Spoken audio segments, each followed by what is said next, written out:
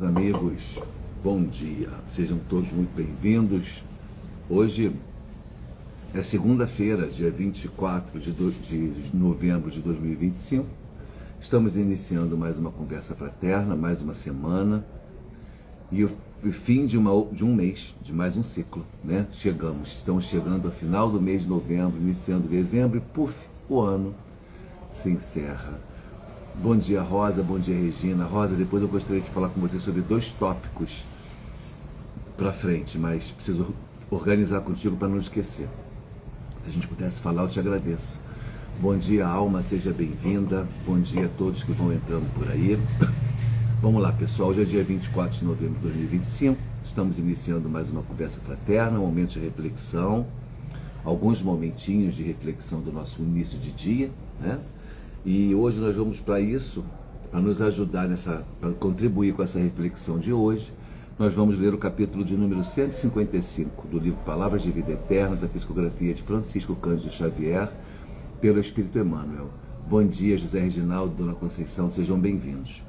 O capítulo 155 tem como título Paz em Nós. A mensagem é de Paulo, em sua segunda epístola aos Coríntios, ao povo de Corinto, capítulo 1, versículo 12. Bom dia, Felipe. Quanto tempo, meu amigo? Como é que você está? Espero que bem. Manda um beijo para Leia. Capítulo 155. Paz em nós, porque a nossa glória está. O testemunho da nossa consciência. Olha o que Paulo nos diz. Porque a nossa glória é esta. Dois pontos. O testemunho da nossa consciência. Então, essa passagem de Paulo, essa reflexão de Paulo, está em Coríntios, na segunda carta aos Coríntios, capítulo 1, versículo 12. Então, vou repetir a frase. Porque a nossa glória é esta, dois pontos. O testemunho da nossa própria consciência. Verônica, seu Luiz, bom dia. Reflexão de Emmanuel. Abençoando a renovação espiritual para a conquista da luz, quase sempre somos contraditados pelas forças da sombra. Abraçando a renovação espiritual para a conquista da luz, quase sempre somos contraditados pelas forças da sombra, qual se tivéssemos o coração exposto a todas as críticas destrutivas. Cultivas bondade e afirmam-te idiota. Mostra paciência e imaginam-te poltrão. Esqueces golpes sofridos e chamam-te covarde. Praticas a humildade e apontam-te por tolo. Falas a verdade e supõem-te obsesso. Exerces brandura e julgam-te preguiçoso. Auxilias fraternalmente e envenenam-te o gesto. Confias e dizem-te fanático. Cumpres obrigações e há quem zombe de ti. Entretanto, a despeito de todas as dúvidas e impugnações que te cerquem os passos, segue para diante, atendendo aos deveres que a vida te preceitua, conforme o testemunho da consciência na convicção de que felicidade verdadeira significa em tudo paz em nós. Bom, meus amigos, essa mensagem ela tem uma relevância especial porque ela nos traz uma reflexão sobre a nossa própria caminhada e os resultados, as consequências do nosso processo de cristianização ou então o nosso processo de evolução. Jesus diz que Ele é o caminho, a verdade e a vida. Não é? E Ele, quando Ele coloca essa frase pragmática, Ele está querendo me dizer o seguinte: Ele não é a única verdade, mas Ele é uma verdade. E Jesus ser o caminho significa uma transformação moral extrema na vida da pessoa. Não adianta você se dizer cristão e continuar cometendo atos que sejam contrários à ética e à moral cristã. E quando você se depara com esse seu momento do seu caminho de Damasco, como a gente fala, parafraseando o nosso querido Paulo, o próprio Paulo de Tarso, que teve o seu caminho de Damasco. O que é o caminho de Damasco de Paulo? O momento em que ele se depara com Jesus e que ele vê aquela luz assombrosa, fica cego, cai do cavalo no chão, de joelhos, e pergunta: Senhor, o que queres de mim? Naquele momento é a conversão, aquele momento é o ápice da conversão de Paulo. Mas bastou só aquilo para Paulo ser um grande apóstolo do mestre? Não. Aquilo foi o começo, aquilo foi o início de tudo. A partir do momento em que Paulo abre o seu coração para Jesus e diz: Senhor, o que pergunta, Senhor, o que queres de mim? Diga que eu faço. Jesus orienta ele a seguir até tal caminho, a aguardar aquele que ele foi perseguir. Principalmente, ele foi perseguir os judeus em Damasco, mas ele foi atrás de Ananias. Ananias recebe ele, cego ainda, cuida dele, e começa ali um processo de reforma íntima profunda, para que ele pudesse se transformar no verdadeiro apóstolo do Mestre. Saulo, Paulo são a mesma pessoa. Ele fica 3 anos no deserto, 3 anos. Quando ele consegue voltar a enxergar e perceber o que está acontecendo, ele sai do mundo, vai para o deserto junto com um casal cristão. Isso está em Paulo e Estevão. Quem já leu esse livro sabe do que eu estou falando. Quem não leu, eu sugiro que faça essa leitura. Todos temos que ler o livro Paulo e Estevão, mais de uma vez, inclusive, para poder entender o cristianismo à luz da doutrina espírita e poder se valer do exemplo profundo de Paulo na nossa vida. Então Paulo fica 3 anos no deserto. Ele volta, começa a peregrinar pelas cidades, ele vai até a cidade onde a sua família se encontra fisicamente, busca o perdão do pai, mesmo sem ter cometido nenhum erro, é rechaçado pela própria família, é humilhado por todos, sua irmã sente vergonha, sua mãe morre de desgosto, seu pai fecha as portas para ele, diz: você não é mais meu filho, você é uma vergonha. Paulo vai ser tecelão, o grande doutor da lei, a grande potência espiritual dos judeus e também doutrinária, torna-se um simples, um humilde tecelão, para ganhar a vida. Vai observando tudo, vai digerindo todas aquelas situações novas, fica mais aproximadamente 3 anos antes de se apresentar para o trabalho.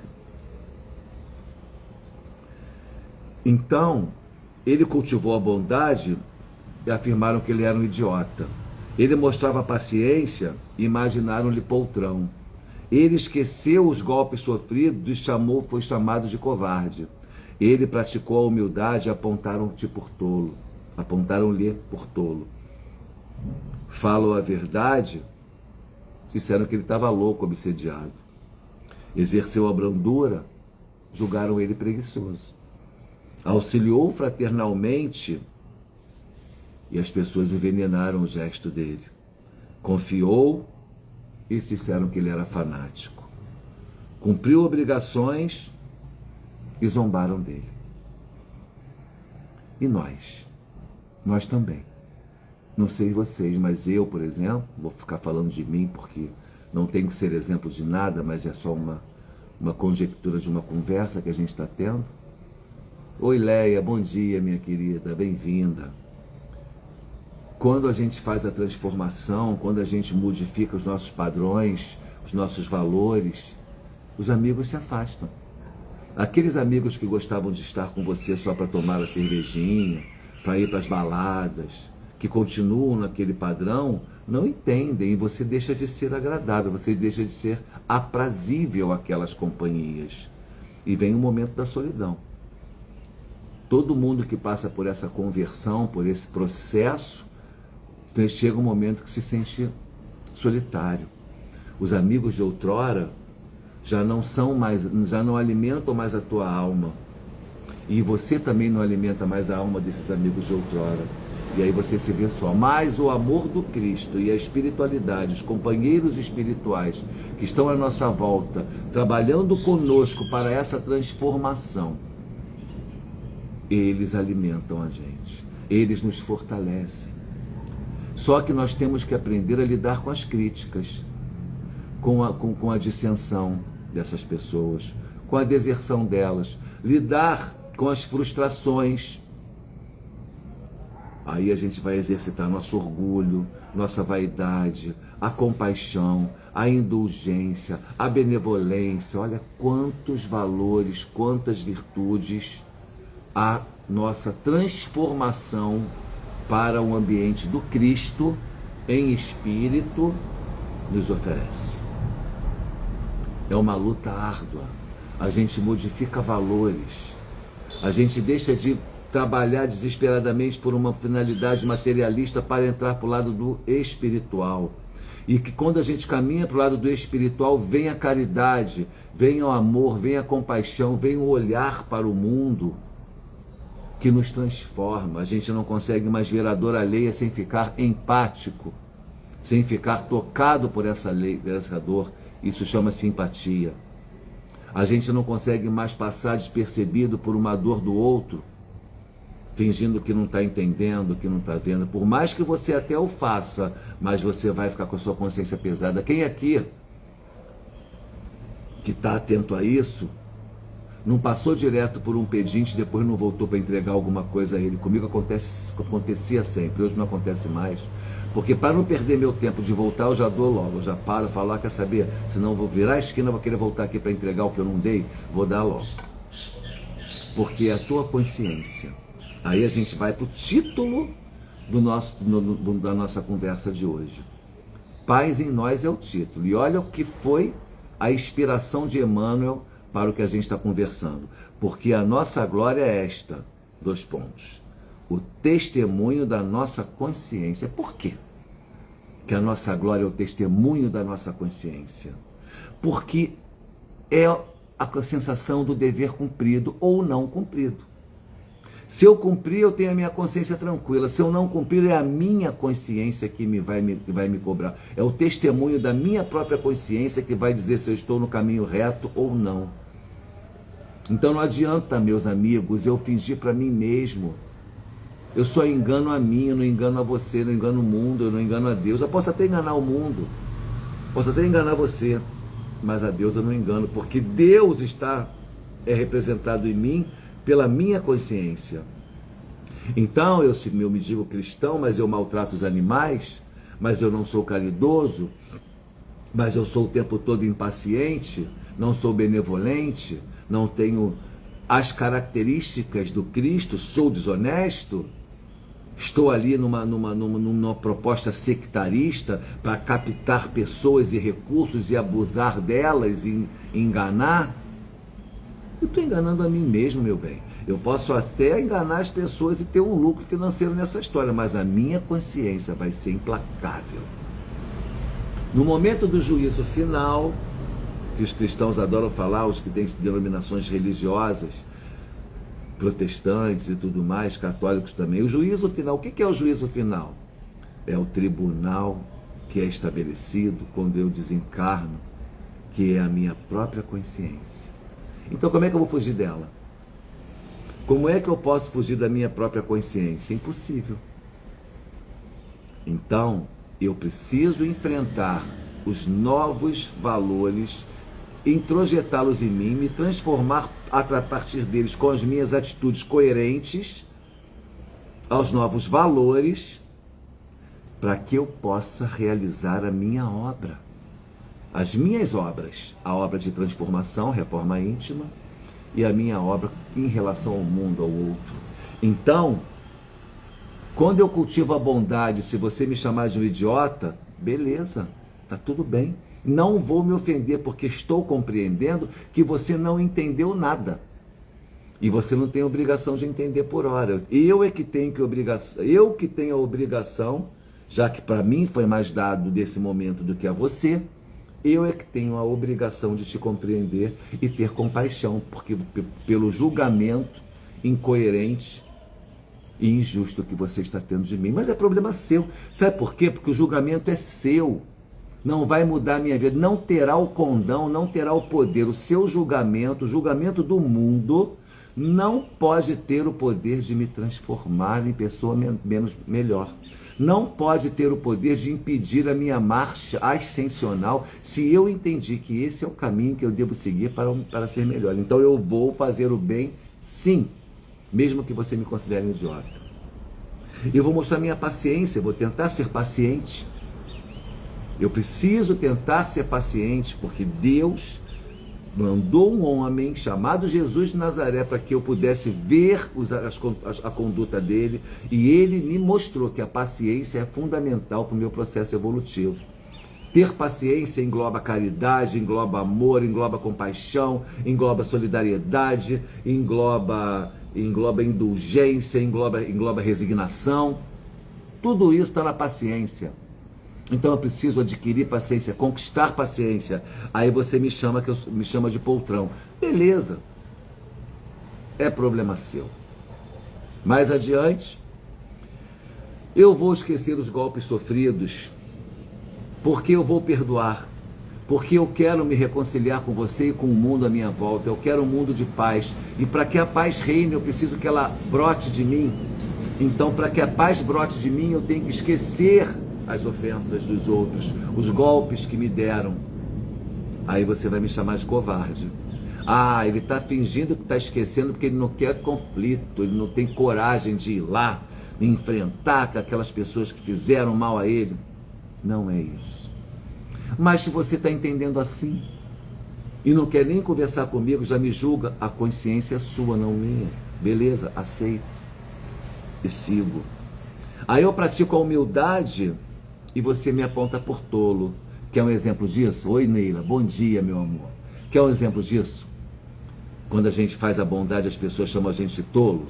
A humildade, quando a gente vai diante do mundo, realizar um trabalho de caridade, oferecer um alimento para quem tem fome, vai lá, na humildade,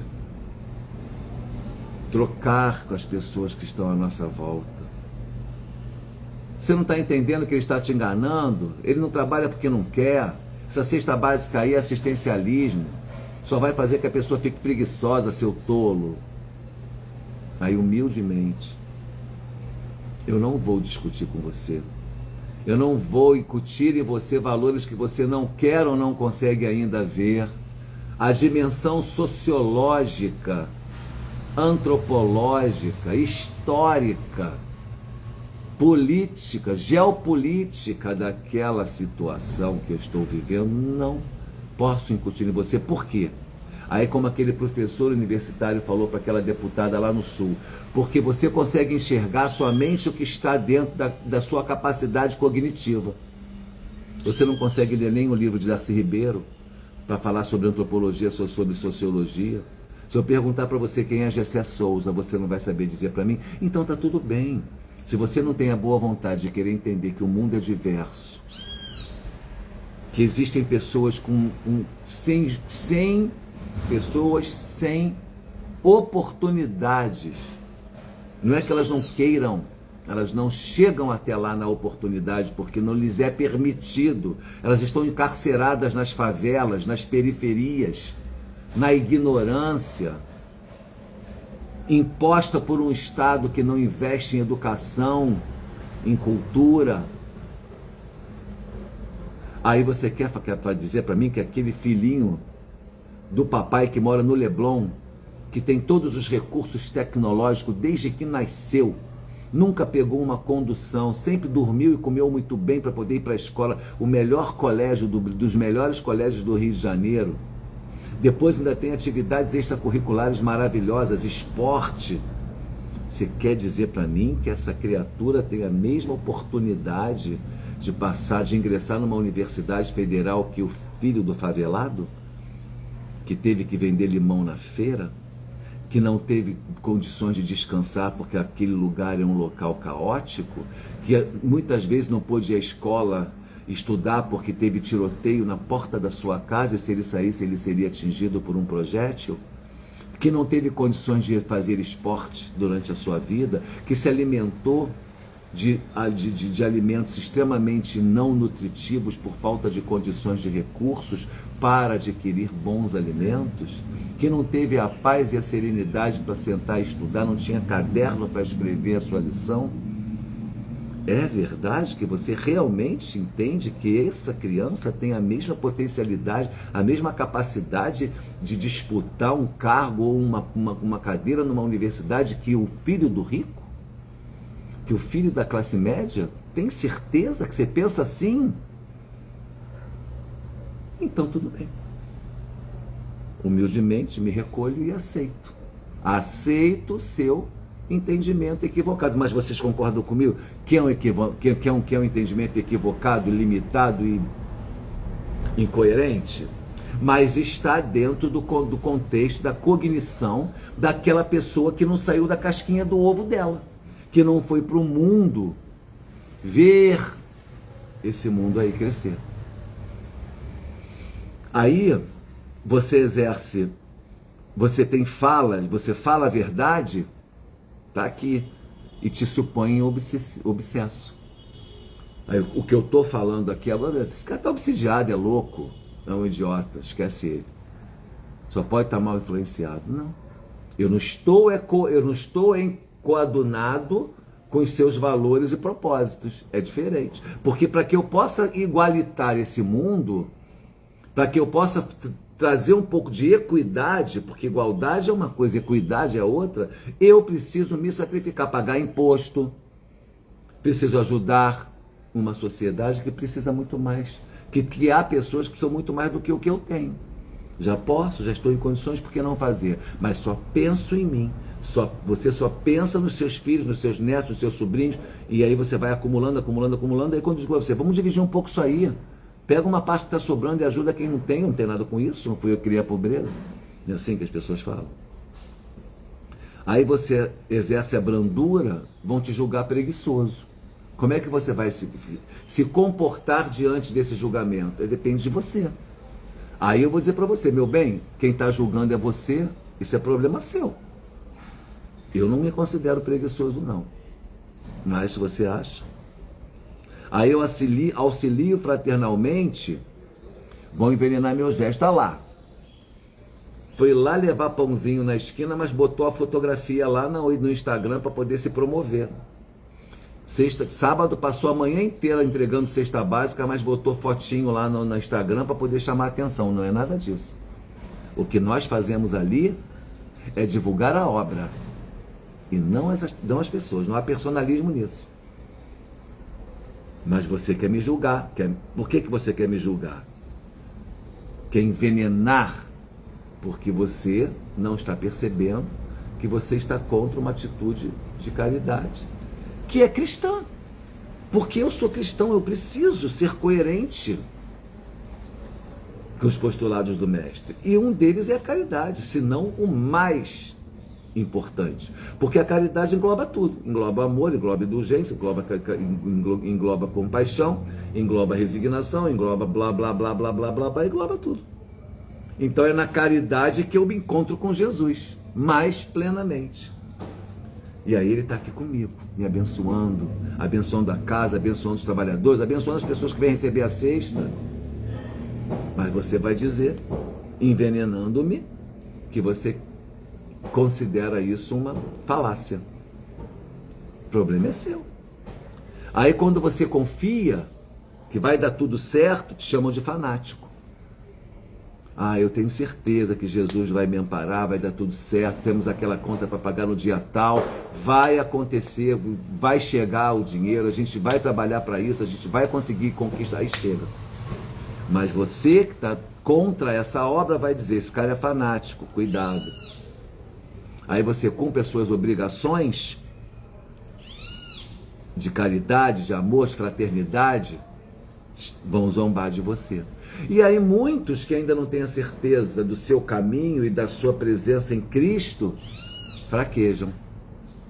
Eu não vou fazer isso não, vão dizer que vão zombar de mim, é melhor então que eu fique quietinho, é melhor que eu não... Aí você acaba se entregando num contexto que é errado. Então, meus amigos, falei tudo isso para encerrar nossa conversa fraterna agora, dizendo o seguinte: seguir os passos do Mestre não é fácil.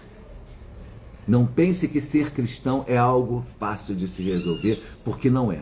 Porque ser verdadeiramente cristão demanda uma transformação interior imensa. Os grandes ícones do Espiritismo, que são os apóstolos, deixaram isso claro. Estão os exemplos ali no Evangelho. Paulo, Pedro, todos eles tropeçaram. Todos eles tiveram que se humanizar, tiveram que fazer uma transformação pessoal, priorizando os postulados do Cristo. A gente não consegue porque a gente não prioriza. Precisamos priorizar isso. E aí a gente vai conseguir. Mas não é fácil, porque demanda transformações, mudanças de valores, paradigmas, conceitos, comportamento, atitudes. E às vezes a gente não quer deixar de ter aquele prazerzinho só de fim de semana, mas que me prejudica o meu caminhar. Eu não posso todo final de semana beber, eu não posso todo final de semana me chafurdar em comidaria, porque eu preciso ter saúde, eu preciso ter um corpo saudável, porque eu preciso ter uma mente tranquila e saudável para trabalhar, para poder cumprir a minha missão, sem negligenciar a minha vida profissional, a minha família. Olha quanta coisa engloba. Aí a gente fica cansado, a gente tem que direcionar e se transformar verdadeiramente, olhar aquela transformação através da atitude, da conduta, do momento que vem a provação. A gente tem que fazer escolhas, renúncias, tomar decisões. E aí fica difícil. Porque essas decisões são universalizadas, essas decisões são coletivas, essa conduta torna-se algo para o mundo e não só mais para mim, e para os meus filhos, e para os meus pais, e para os meus irmãos. É para o mundo que eu trabalho agora. É para o amor do Cristo, é para o meu amor, é para a minha reforma íntima. Todos são meus irmãos, olha que loucura. Porque, Jesus não falou que é nosso irmão? Que somos todos filhos do mesmo Pai? Se nós somos filhos do mesmo Pai, nós somos irmãos. E por que a gente só tem compaixão com o consanguíneo? Com as pessoas, com as nossas relações consanguíneas, familiares atuais? Porque a gente ainda é muito limitado nos nossos valores. Porque não introjetamos o amor do Cristo, não introjetamos a boa nova, a mensagem cristã na sua plenitude. Temos que refletir sobre isso para nos transformar em pessoas melhores. E aí verdadeiramente sermos cristãos. Que aí a gente vai conseguir.